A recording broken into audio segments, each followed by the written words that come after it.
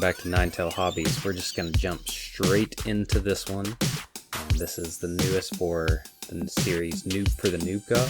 This is actually my very first time wet blending, so this is going to be a fairly comprehensive step-by-step process that I went through to do this. I'm not going to show absolutely everything, but a couple of the videos and everything I've seen to show you how to wet blend kind of skip over a lot of things. Like you put two paints together and here's the end result and it looks amazing.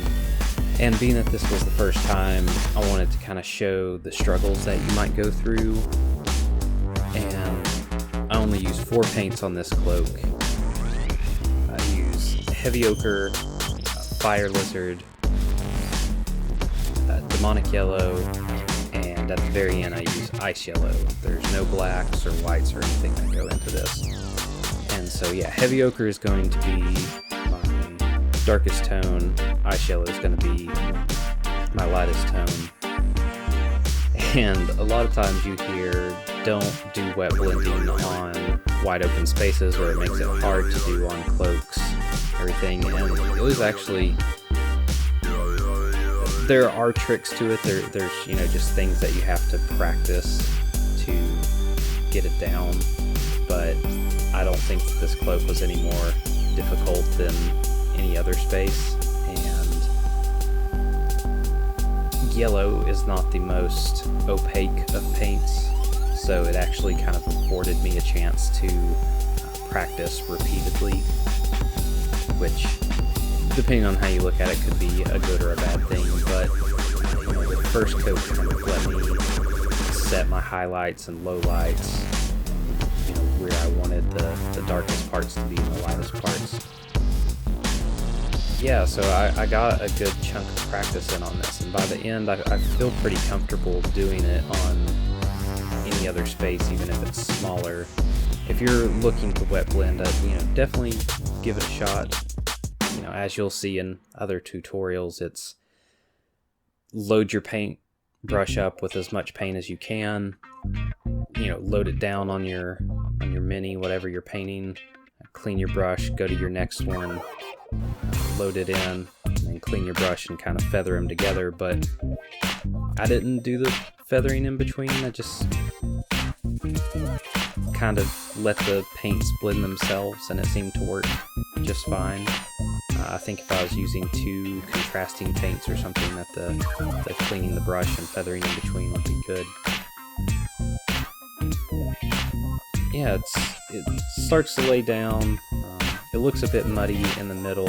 I'm not going to talk all the way through this, but that's kind of wanted to let you guys know where this is going to be at. And this is going to be the first part in a 3-part series where I paint this entire model. This is going to be wet blending. We're going to do a layering video next, and then the last one is going to be my first try at gold non-metallic metal. So stick around, and for the next video that comes out, you'll see the full completed model.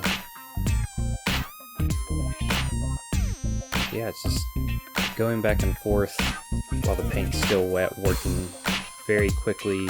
I keep all my strokes going in the same direction, so I can get the blends in the direction that I want to. That is actually really important when you're wet blending, because if you start going against the direction that you want to, you're not going to get the correct blend. So all of this is kind of north to south, as it were. The rest of it's just kind of going back and forth and letting the layer dry, doing the next part. And the only difference between the back and the front part of the cloak is the front part is going to be against the character, so I do it a bit darker, but the process is the exact same. And I'm just going to shut up at this point and let you guys watch it. Hopefully it'll help out.